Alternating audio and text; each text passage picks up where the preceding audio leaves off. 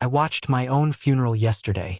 I saw my family cry, my friends say goodbye, and I saw everyone staring at the empty chair next to my coffin, because something else was sitting there, and it was waiting for me. Welcome back to Midnight Whispers. I share true paranormal experiences that defy explanation.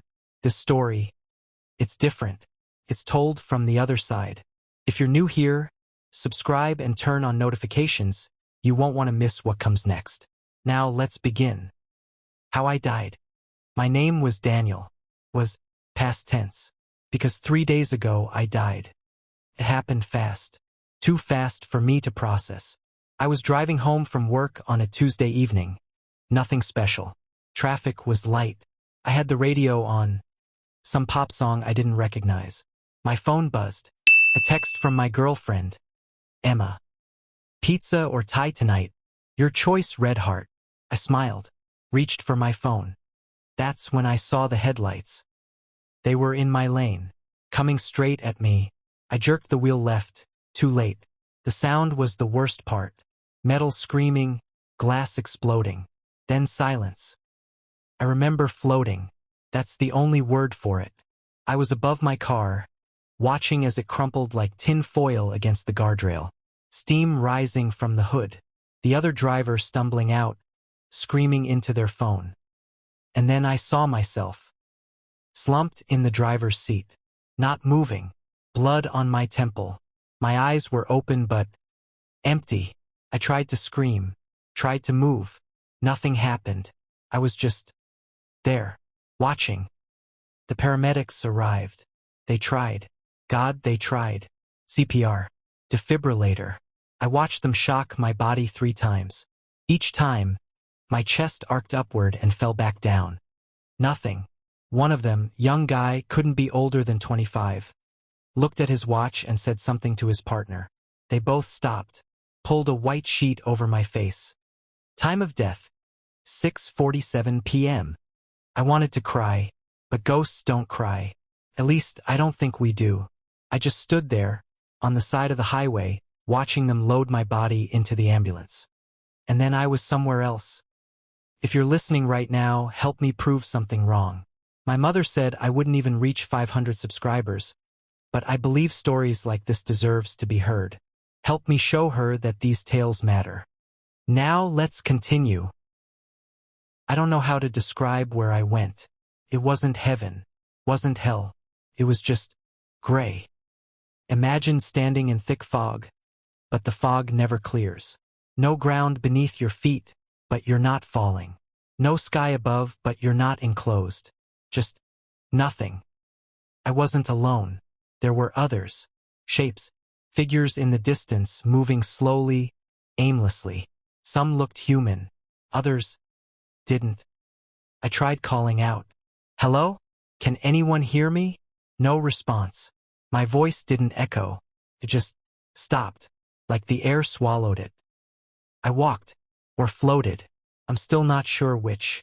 Time didn't exist here. Seconds felt like hours. Hours felt like seconds. Then I heard it. A voice. Soft. Familiar. Daniel. Emma. I turned. She wasn't there. But I could hear her. Crying. Emma. Emma. I'm here. Her voice grew louder. I can't believe he's gone. I can't. She wasn't talking to me.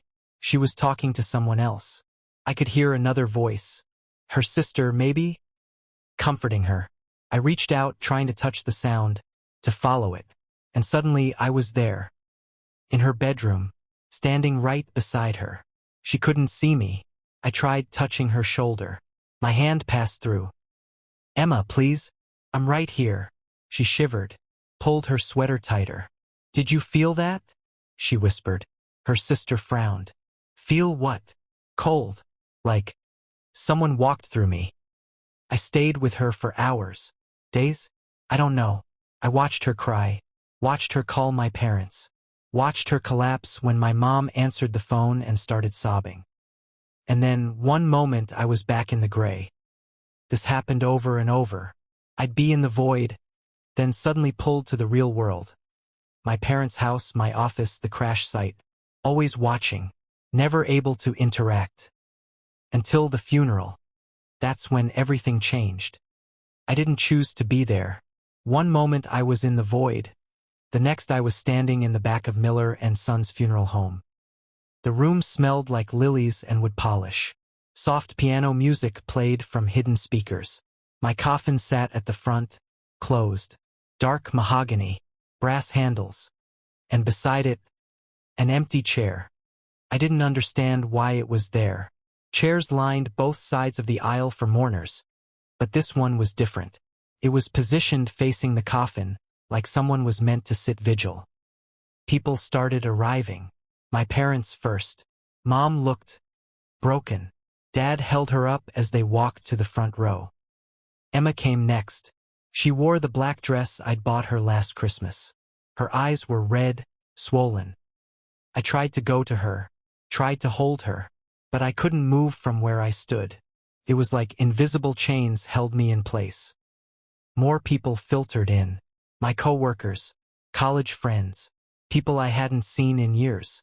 The room filled with quiet sobs and hushed conversations.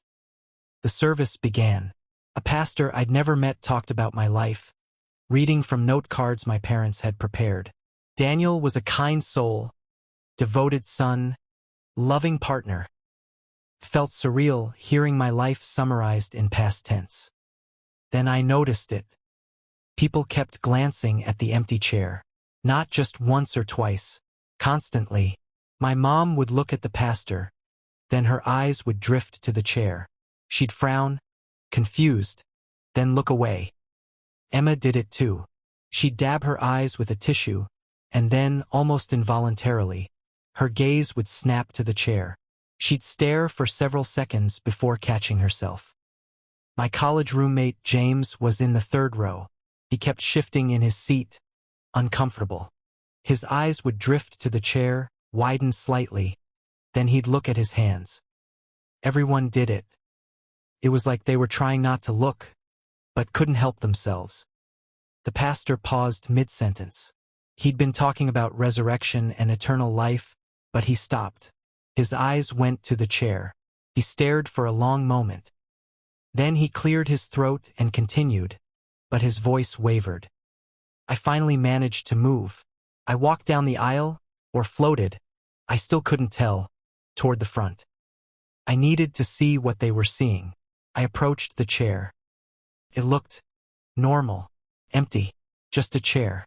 But as I got closer, the temperature dropped. I could feel it even though I was dead. A bone-deep cold that made my non-existent skin prickle. And then I saw it. What sat beside my coffin. The chair wasn't empty. There was something there. Not solid, not like me, but present. It was a shape, darker than shadow. It didn't have a defined form. More like the absence of light shaped vaguely like a person. And it was looking at me. I stumbled backward or tried to. The movement felt sluggish, like moving through water. What are you? It didn't answer, didn't move, just watched. The mourners couldn't see it. Not really, but they felt it. I could tell. My mom kept wrapping her arms around herself, shivering despite the warm room. Emma's sister leaned over and whispered something. Emma nodded and they both glanced at the chair, then quickly away. A child in the back, couldn't be more than 5 years old, started crying. Her mother tried to shush her, but the girl pointed at the chair and screamed, "The dark man! The dark man is scary!" Her mother quickly carried her out of the room. The funeral continued, but now there was a tension in the air, an unspoken acknowledgement that something was wrong. The pastor rushed through the closing prayer. People filed past the coffin to pay respects, but they gave the chair a wide berth. Some wouldn't even look at it. I stayed near the front, watching the thing in the chair. It never moved, never looked away from me. When the last mourner left and the funeral director began closing up, I finally spoke to it. "Why are you here?" For the first time, it moved. Its head tilted slowly to one side. And then it spoke. Not with a voice, I didn't hear words, but I understood. Waiting. Waiting for what? The dark shape stood. It was tall, too tall. Its head nearly brushed the ceiling, but it hadn't been that tall when sitting. It defied physics. For you to understand. Understand what? It raised one arm, a limb that was more suggestion than substance, and pointed. Not at my coffin. At me. You're not done. The room went black. Why I'm still here. When I could see again, I was back in the gray void. But I wasn't alone. The dark figure stood in front of me. What did you mean I'm not done? I'm dead. Death is not the end. You know this now. Then what is this? Purgatory? Hell? Neither. This is the between, where the dead who linger wait. I looked around. Those shapes I'd seen before, the other figures in the fog, they were everywhere. Hundreds, thousands, maybe. Why do we linger? The entity moved closer. The cold intensified. Unfinished business. Unresolved ties. Love. Hate. Regret. The living hold you here. Emma. My parents. They were holding me here. Their grief, their inability to let go. It kept me tethered. How do I move on? You don't. Not yet. First, you must witness. The gray parted like a curtain. I saw Emma in our apartment. She was sitting on the couch, holding my hoodie, crying into it. I have to see this? Watch her suffer. Yes, because she is not the only one who suffers. The entity showed me everything. My mom, unable to sleep, sitting in my childhood bedroom at 3 a.m., holding my old baseball glove. My dad, at the crash site, leaving flowers every single day.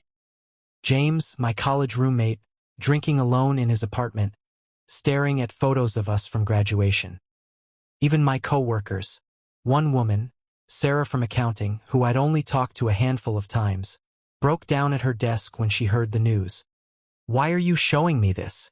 Because you must understand the weight of a life. Every connection, every moment, they all anchor you here, until they let go, or until you do. How do I let go? The entity was silent for a long moment. That is the question every soul here asks, and most never find the answer. I felt something break inside me, or whatever passes for inside when you're dead. So I'm trapped? Forever. Not forever, but for now, yes. The entity began to fade. Wait, will I see you again? I am always here, at every funeral, in every between. I am the witness, and you are now one of many. And then I was alone. I'm still here, still watching. Emma is starting to date again. Kills me to watch, but I can't look away. My parents cleared out my apartment last week. They cried the whole time. And yesterday I went to another funeral. A woman in her 40s, cancer. Her family surrounded her coffin, sobbing, and beside it, an empty chair. I watched as her husband kept glancing at it. Her daughter, fidgeting and uncomfortable. A little boy who pointed and said, "Mommy, why is that man so dark?" That's when I realized. The dark figure at my funeral. It wasn't there for me. It was there for the next one. And now, as I stood in the back of this stranger's funeral, I felt it. My hands were darker, my form less defined. I looked up. The woman's ghost stood near her coffin, confused, frightened. She looked at the chair, at the dark figure sitting there, and then she looked at me. I tried to speak, to tell her I wasn't like that thing. But when I opened my mouth, no words came out. Only that same cold understanding. Waiting. If you've lost someone recently, if you've been to a funeral and felt like something was watching, it was. And one day, when it's your time, you'll see us sitting there too, waiting for you to join us. See you soon.